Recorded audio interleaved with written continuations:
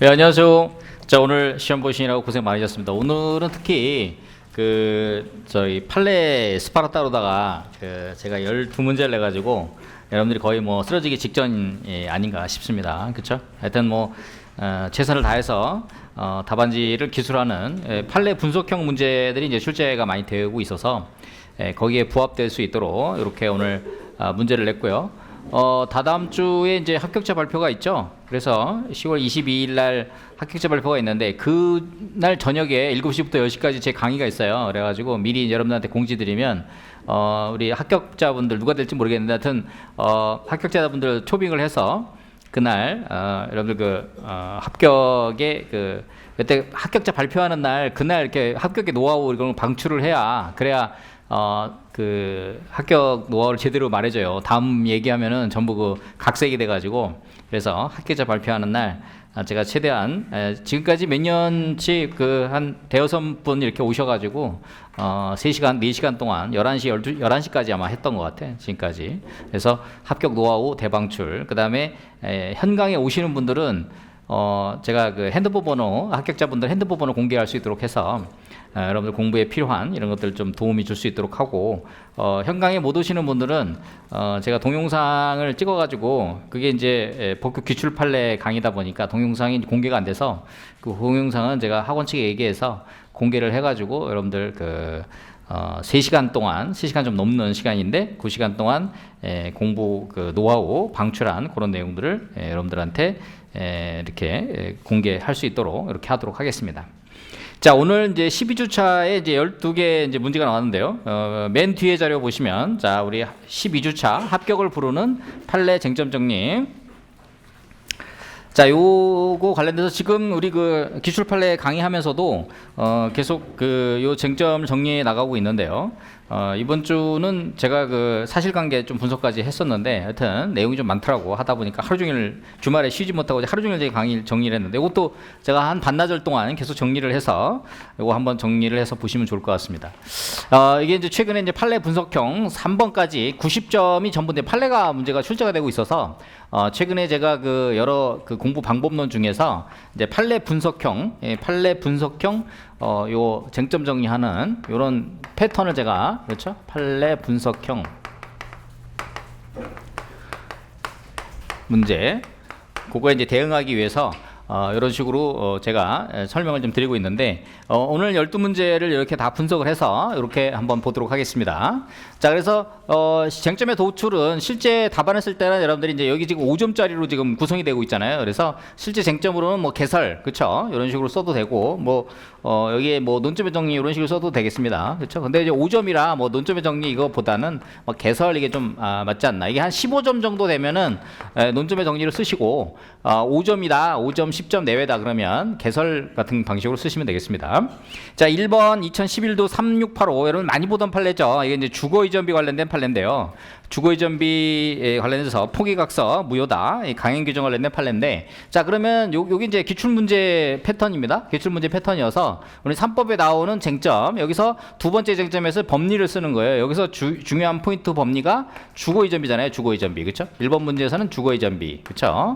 주거이전비 관련돼서 이거 쓰게 되면은 여기다가 이제 의 같은 거, 의 취지, 그죠? 법적 성질 이런 거, 그렇죠? 이게 기본적으로 이제 우리 법학의 개념학이니까 이런 것들이 쭉 들어가잖아요, 그렇죠? 근데 여기서 이제 물어본 쟁점을 위주로 해서, 그렇죠? 이게 하는 거죠. 이게 법적 성질에 관련돼서 이게 이제 포인트예요. 하나는 이게 공법상 권리고 공권이고 공법상 권리고 판례가 있죠? 공법상 권리고 그 다음에 요게 이제 강행 규정이다라고 하는. 요 법리를 여기다가 여기 쓰는 건 이제 포인트죠. 요 포인트 이런 포인트를 적어주시면 되겠습니다. 그래서 요 판례의 쟁점은 이제 첫 번째가 이제 도정법에만 있는 임시 수용 시설을 준 다음에 주거이전비를 별도로 청구할 수 있느냐 요 부분 하나 하고요.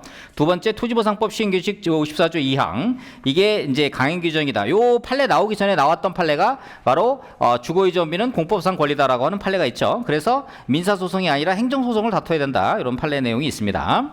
그 다음에 이제 이 포기각서를 제출했을 때 효력이 어떻게 됐느냐, 무효다 이렇게 판시하고 있죠. 그래서 뭐 나머지는 이제 도정법 관련된 내용이고요.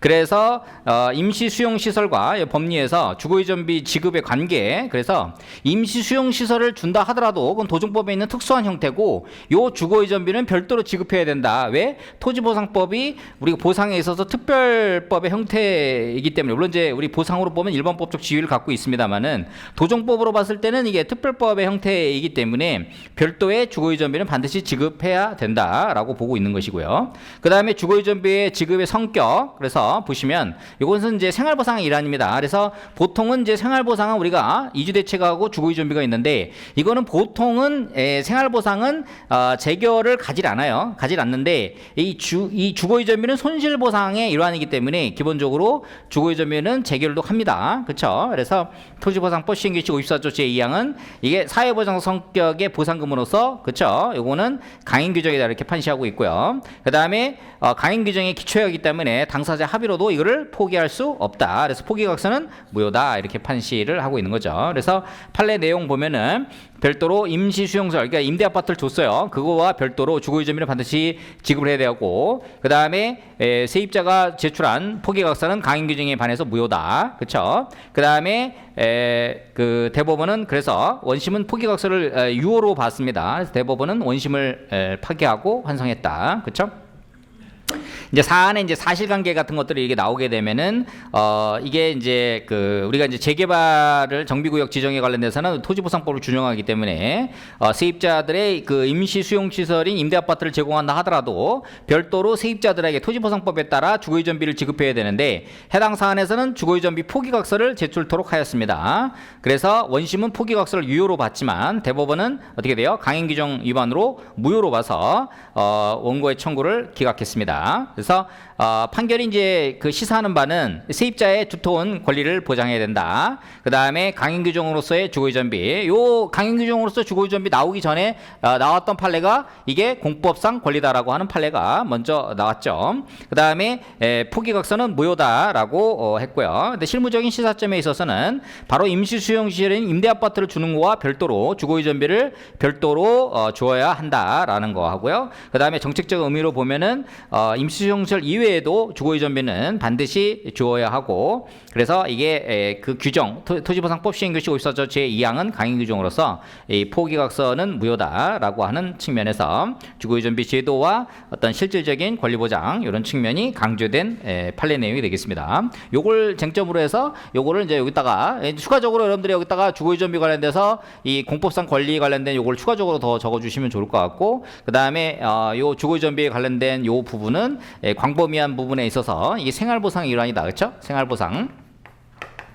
생활보상의 일환이고, 그 중에서 이 사회보장적 차원에서 지급하는 금원의 성격을 갖고 있다. 이런 측면에서, 그래서 이게 이제 5점짜리니까 그 바로 그냥 주거의존비로 들어가는 거고, 이게 만약에 10점에서 20점짜리다 그러면 이 생활보상의 범주를 좀 넓게 써가지고 이렇게 스트라이크 존을 좀 넓히는 방법이 하나의 방법이 되겠습니다. 그렇죠? 실제 만약에 답안지를 10점 이상, 15점 이상 쓴다 그러면은 이제 생활보상의 그런 논리부터 나오면 좋을 것 같은데, 이거는 딱 5점짜리니까 어떻게 돼요? 이게 판례 분석형 문제에서는 바로 그 핵심으로 들어가서, 그래서 여러분 이게 단연차들이 그 성적이 공부 오래 했는데 성적이 잘 안 나오는 이유가 있어요. 오늘 어저께인가 4년차 공부한 수험생하고 이번에 쓴 답안을 가지고 딱 논의를 해보니까 이걸 너무 광범위하게 스트라이크 존을 잡는 거야. 그렇죠? 최근에 10점, 20점짜리로 출제가 되면은 거기 해당 쟁점에 딱 들어가가지고 물어본 내용을 중심적으로 쓰면서 논리를 끌고 가야 되는데, 그 4년차 공부를 했으니까 공부한 내용이 많잖아요. 그러다 보니까 스트라이크 존을 넓혀가지고 광범위하게 막 쓰는 거야. 그러니까 물어본 내용을 정확하게 쓰는 그런 포인트고요. 판례 분석형 문제는 물어본 내용을 정확하게 스트라이크 존에 딱 들어가게 써야 돼요. 근데 이거를 물어본 문제는 안 쓰고 알고 있는 걸 쓰는 거야. 그래서 성적이 안 나오는 거야. 많이 공부를 했는데. 그렇죠? 그래서 그런 부분들에 큰 문제점이 있더라. 그렇죠? 그러니까 여러분들이 이제 그런 부분들을 유의를 하실 필요가 있겠습니다. 자, 오늘 1번에서는 이제 이런 포인트가 핵심적인 거고, 사실 요거를 논리적으로 답안을 쓴다 그러면 거의 뭐 15점에서 20점 정도의 분량인데, 요거를 5점으로다가 여러분이 녹여 쓰려고 하면 굉장히 힘든 그런 내용이죠. 그러나 우리가 이제 스파르타 형태로 공부를 열심히 잘 해야 되는 그런 포인트고요. 두 번째 판례가 요게 2011도 11도 7007 이제 많이 나오는 판례죠. 사실상 사도. 이 사실상 사도 여기 이제 첫 번째 개설에서 이제 우리가 요 판례가 법리에는 이게 사실상 사도 관련된 거죠. 사실상 사도. 그렇죠? 사실상 사도에 대한 의의, 그쵸? 그다음에 이 사실상 사도의 요건 관련된 내용이 여기 포인트입니다. 법률 시행 시계 있어요, 이게, 그쵸? 시계 네 가지가 있죠. 자제, 건조 네 가지가 있는데. 자기의 편익을 위해 스스로 설치한 도로, 타인의 통행을 제한할 수 없는 도로, 건축법상 지정 공고한 도로, 조성 당시부터 대지나 공장 용지를 위해 조성한 도로 해가지고 요 두 가지는 법에서 정하고 있기 때문에 따로 해석의 여지가 없는데 요 두 가지가 지금 자기의 편익을 위해 스스로 설치한 도로고 타인의 통행을 제한할 수 없는 도로에 대한 해석, 요 부분이 핵심적으로다가 지금 이 판례에서 포인트입니다. 바로 자기의 편익을 위하여 스스로 설치한 도로에 대한 해석과 타인의 통행을 제한할 수 없는 도로에 대한 해석, 요 두 가지가 득점 포인트 내용이 되겠습니다. 그렇죠? 요 해석에 대한 내용이 지금까지 지금 출제가 번갈아 가면서 출제되고 있기 때문에 요 부분을 중점적으로 잘 쓰시면 되겠습니다. 쟁점도 쭉 그렇고요. 그 다음에 법리에서 바로 사실상 사도에 관련된 그 포인트, 결국은 이것도 이제 그 가격 시점 현재 이용사항을 기준으로 해서 헌법상 정당보상의 논리로 가는 거죠. 그래서 요 해석에 대한 부분들, 그래서 사실상 사도가 뭐냐 해서 자재건조 네 가지 하는 거하고 도로 개설 당시 토지 소유자가 자기 돈을 위해 스스로 설치한 도로에 대한 해석, 그 다음에 타인의 통행을 제한할 수 없는 도로에 대한 해석, 그거죠. 자, 그러면 첫 번째 그 해석은 도로 개설로 인해서, 그쵸? 자기의 편익을 위해 스스로 설치한 도로의 해석은 뭐냐면 그 도로 개설로 인해서 토지 가치가, 그러니까 나머지 토지 가치가 상승됨으로써 그 도로 개설된 토지를 낮게 평가해들어도 전체적으로 봤을 때 정당보상이 위배되지 않는다. 요게 이제 첫 번째 자기의 편익을 위해 스스로 설치한 도로에 대한 해석이죠. 그거 해석 내용을 잘 적어주시면 되겠고, 그다음에 타인의 통행을 제한할 수 없는 도로에 대한 해석, 요 부분은 뭐냐면은 이게 장기간 불특정 다수에 의해서 통행이 제공됨으로 인해서 이게 현실적으로나 법률적으로 원상회복에 불가능한 상태에 이르렀다. 요게 바로 그 해석의 득점 포인트가 되겠습니다. 그게 바로 이제 판례의 태도 관련된 내용이 되겠고요. 이제 사안에서 이제 그 내용들을 사실관계를 통해서 이거를 포섭하시면은 되는 그런 내용이 되겠습니다. 판례 적어주고, 그쵸? 판례 적어주고, 그 다음에 사실관계 포섭해서 결 적어주고, 이런 식으로 논리를 가져주시면은 될 것 같습니다. 그래서 이 판결 같은 경우도 사실상 사도에 대한 구체적인 요건 관련된, 그렇죠? 그래서 그 부분을 그러니까 토지 가치 부분에 있어서 이거를 낮게 평가해야 되는 객관적인 사유, 이런 부분을 명확하게 좀 적어 주실 필요가 있겠고, 그다음에 이게 그 도로 이용이 고착화됨으로 인해서 사실상 현실적으로나 법률적으로, 그렇죠? 원상회복이 불가능한 상태에 이르렀을 그런 부분, 이런 부분들을 이제 포인트로 해서 적어 주시면 될 것 같습니다. 자, 그 다음에 이제 출제 가능성이 높은 이제 3번 판례 2020도 22의 50324 요 판결의 이제 포인트, 이게 바로 1차 처분하고 2차 처분, 그렇죠? 자, 1차 요 이제 1차 거부 처분이죠. 이 거부 처분에 대한 요거에 대한 거부 처분인데, 그쵸? 1차는 처분으로 받고 2차에 대해서는 각하 결정을 했어요. 그쵸? 요거는 처분으로 보고 이거는 각하를 했습니다. 그래서 이건 처분 아니다 이렇게 봤는데, 이 판례에서는 그러면 이걸 어떻게 볼 것이냐, 이 부분이죠. 자, 이 부분에 대한 이제 이주대책 요 거부처분에 관련돼서는 요 판례가 나오기 전에, 그쵸? 적용 법률은 여러분들 이거 헷갈리시면 안 돼요. 이게 이제 행정절차법하고요. 행정절차법하고, 그 다음에 민원사무 처리에 관한 법률, 그쵸? 요거에 따른, 요게 이의신청, 강학상 이의신청, 요게 이제 적용이 됐어요. 그쵸? 근데 요게 우리가, 이게 이의신청한 걸로 이게 나오는데, 이게 이제 그 행정기본법 제정되기 전에, 그쵸? 행정기본법이 제정되기 전에, 우리 36조, 그쵸? 36조 사항 적용되기 전에 나왔던 내용입니다. 그래서 1차 처분, 2차 처분 모두 처분으로 보는 요 법리가 그렇습니다. 그래서 이 법리에서는 처분성 판단 기준, 행정소송법 제2조 1항 1호 처분 등의 개념이 있죠. 처분 등이라면 행정청이 하는 구체적 사실화한 법 집행위로서 공권력 행사 및 그 거부 이해주는 행정장애 행정심판의 제기를 말한다. 특히 거기서 재신청과 거부처분, 그렇죠? 재신청과 우리가 거부처분에 관련돼서 우리가 보통 많이 보는 게 공권력 행사로서의 거부, 국민의 권리에 지경을 미칠 것, 법규상 조례상 신청권이 있을 것. 특히 여기서는 이제 재신청에 관련된 부분이 포인트였어요. 재신청이 사실상 그 명칭에 관계없이 이게 이제 이의신청 형태로 이렇게 이제 된 거죠. 이 부분에 있어서 특히 불복 방법을 안내를 했어요. 불복 방법, 그렇죠? 불복 방법을 안내를 함으로 인해서 1차 처분 이후에 2차 처분에 있어서 재신청 형태로 해서 뭐 용어는 뭐 재신청, 이의신청 이런 형태인데 불복 방례를 별도로 안내했다는 게 이제 포인트예요. 그렇죠? 그래서 판례에서도 보면은 1차 결정에 대해서는 이걸 처분으로 받고 2차 결정에 대해서도 마찬가지 이거 새로운 거부 처분에 해당한다. 그렇죠? 그래서 이 부분을 이렇게 본 거죠. 그래서 사안의 사실관계 이렇게 있고요. 자, 판결의 의의가 이제 포인트인데요.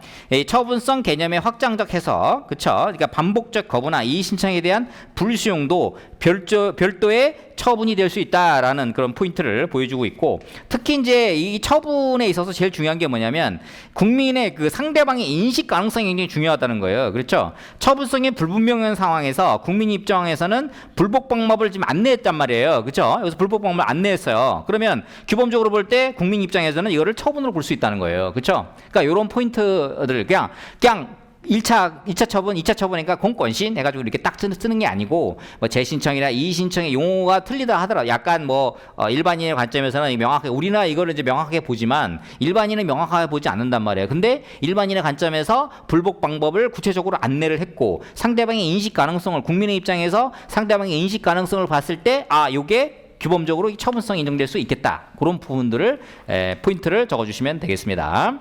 그 다음에 국민은 이제 어떤 특별한 제한이 없으면 재신청을 보장하고, 자, 실무적으로도 보면은 정책적인 측면에서 보면 국민의 절차적 권리를, 그렇죠? 두텁게 보호하고 행정청의 권한남용을 견제하는 그런 측면에서 특히 반복적 거부 처분, 특히 국민의 인식 가능성과 불복 방법의 안내를 중심으로 해서 처분 등을 명확하게 판단해야 된다. 이런 부분으로 여러분들이 정리를 하시면 되겠습니다. 여기에 이제 이주대책 관련된 거잖아요, 그렇죠? 자, 이주대책 관련된 그 부분에 있어서는 토지보상법의 이의신청으로 가지 않습니다. 도시면 않고 그 행정 심판, 그쵸? 바로 행정 소송 이런 포인트로 가게 되겠고, 만약에 이제 그 우리 행정기본법 36조 나오는 요 이의신청으로 가면은 지금까지 이제 요 적용 법률은 행정절차법이나 민원 처리에 관한 법률 요게 이제 적용되지 않고 요걸로 이렇게 여러분들 쓰시면 되겠습니다. 그렇게 하면은 또 명확하게 될 수 있겠고요.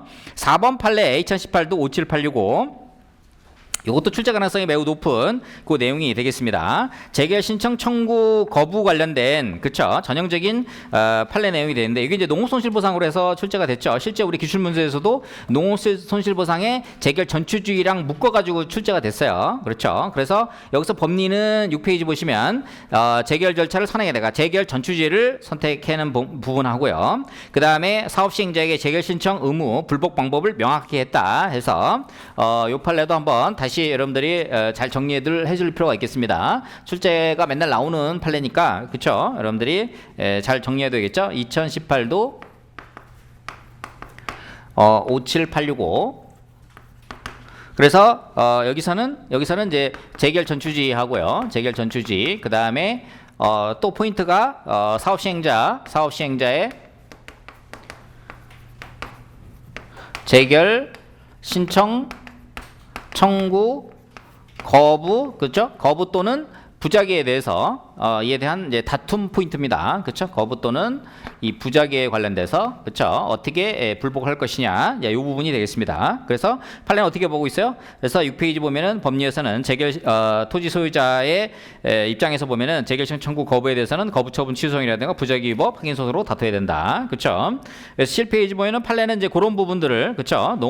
농업손실보상의 경우에도 재결 전추주의 플러스 그 다음에 토지 소유자가 사업시행에게 재개 신청을 청구했는데 사업시행가 일을 하지 않게 되면은 거부 처분, 취소 소송, 그쵸? 부작위 위법 확인 소송으로 다퉈야 된다. 이런 포인트 적어 주시면 되겠습니다. 이제 사안 포섬에서 그 내용도 같이 이렇게 언급을 해주시면 되겠고요.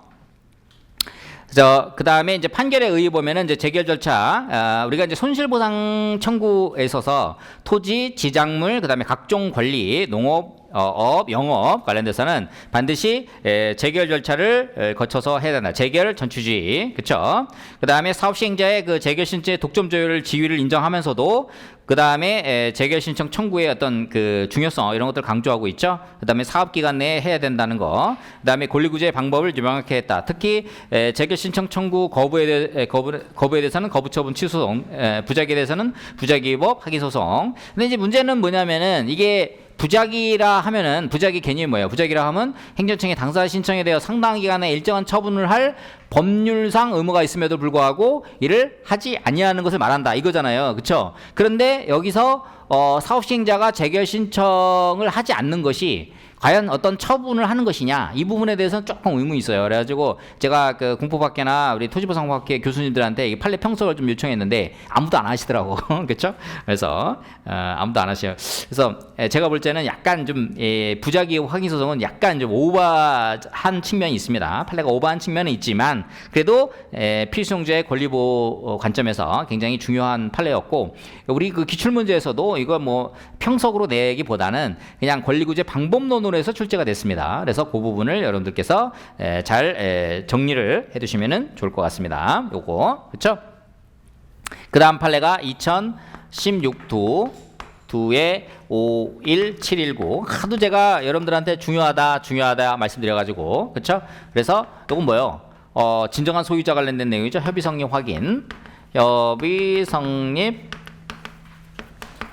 확인 관련돼서 동의 누구한테 받아야 된다? 진정한 소유자, 그쵸?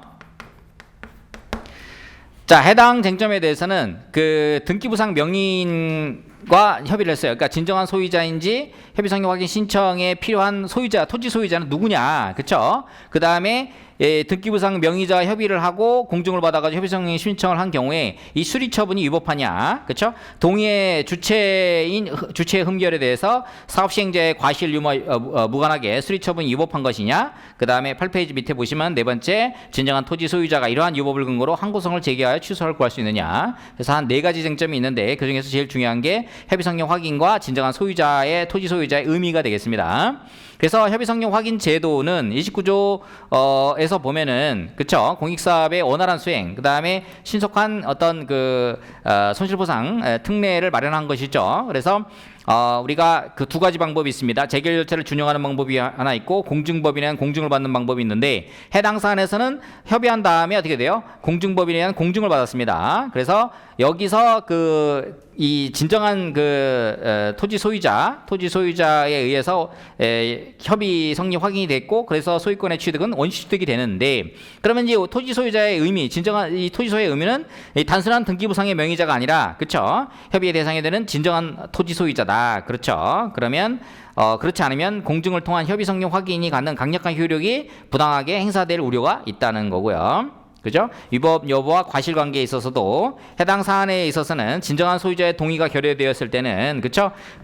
협의 성립 확인 신청에 본질적 요건을 결한 거기 때문에 사업시행자의 과실이 없더라도 토지 수용위원회의 수리 처분은 위법하다 이렇게 보고 있습니다. 그 다음에 이 소송에 관련돼서는 진정한 토지 소유자는 이 수리 처분의 위법을 이유로 항고 소송을 통해서 권리구제를 받을 수 있다. 관련된 내용이 되겠죠. 그래서 바로 요 내용을 이제 판례에서 정리하고 있고 사안에서 이제 이게 이제 이천의 특전 사령부 이전 부지에 관련된 내용이죠. 그래서 등기부상 명의자와 협의를 했고 공증받았는데 나중에 알고 봤더니 뭐예요? 진정한 소유자가 로 오인을 해가지고 그쵸 잘못하게 한 거죠. 그래서 진정한 토지 소유자의 동의가 없는 이상 협의 성립 확인 신청은 요건을 결한 것으로 위법하다 이렇게 보고 있습니다.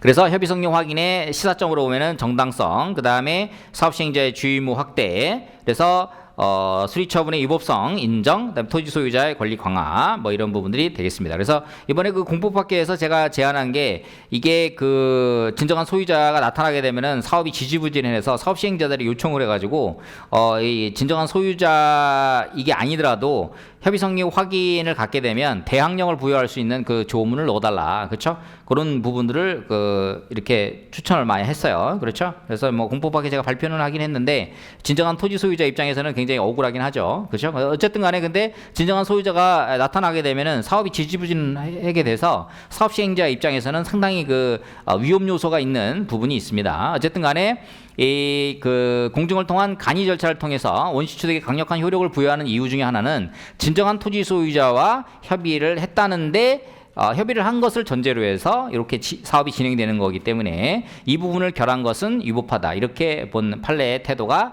타당하다, 이렇게 여러분들도 정리해 주시면 되겠습니다. 사업 시행자 입장에서는 굉장한 위험 요소가 노출된 부분이 있습니다. 그래서 실무에서는 요거를 대항력을 부여할 수 있도록 하는 등기부상의 명의자만 되더라도 대항력을 부여할 수 있는 이런 부분을 좀 법령에 넣어달라는 그런 얘기가 있었어요. 자, 2016 2회 64241 판결, 그렇죠? 이것도 많이 보던 판결이죠. 자, 공공용지 협의 취득서를 작성하고 소유권 이전등기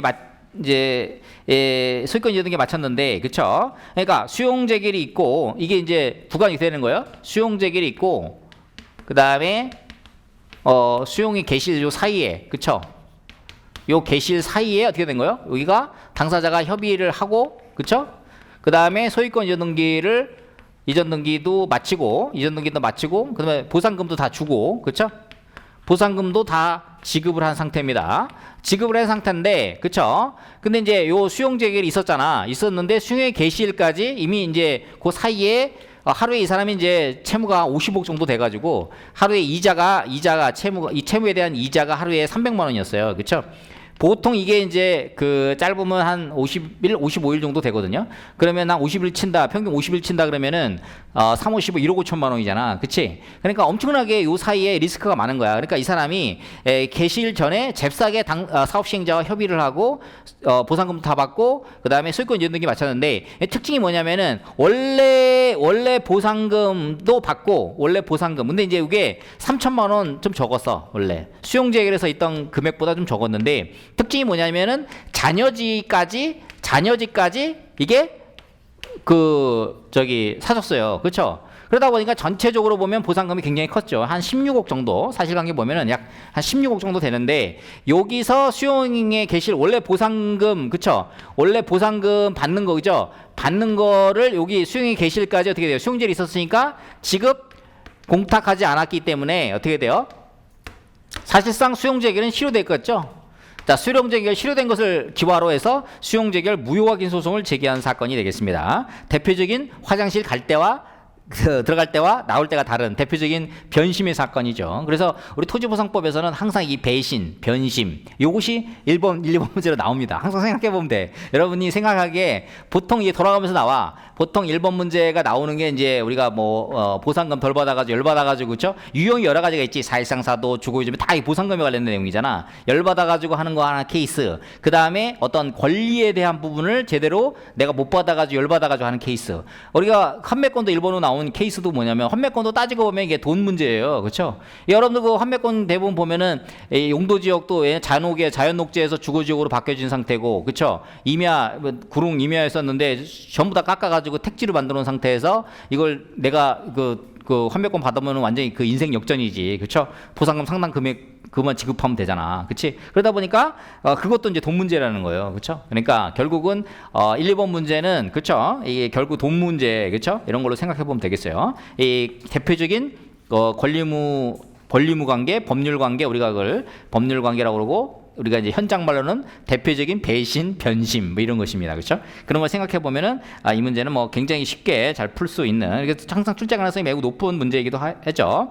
그래서 협의 취득과 수용 재결의 관계 이 부분이, 그렇죠? 그래서 법률 행위에 의한 물권 변동을 우선시한다는 거예요. 이 판례가 특징이 뭐냐면 법률 행위에 의한 물권 변동, 그렇죠? 그러니까 계약을 통한 법률 행위와 물권 변동을 토지보상법에서는 우선한다는 우선하고 그 다음에 이게 되지 않았다 그랬을 때 법률 규정에 의한 물권 변동을 그 다음에 한다는 거예요. 그렇죠? 토지보상법의 입법 취지는 최소 침해 원칙을 관철하기 위해서 이러한 이제 부분이 중시되고 있다. 그 다음에 그런 부분이 있고요. 그 다음에 무효 확인을 통해서 그렇죠? 소의 이익이 인정되지 않는 부분, 그래서 협의의 소익 관련된 요건 관련된 그런 쟁점이 하나 더 있습니다. 그래서 판례는 지금 제가 말씀드린 그런 내용들을 위주로 적시를 했고요. 사실관계도 보면은 9억 7천만 원 맨 처음에 그렇죠? 이렇게 하다가 나중에 그 협의를 해가지고 9억 4천만 원하고 잔여지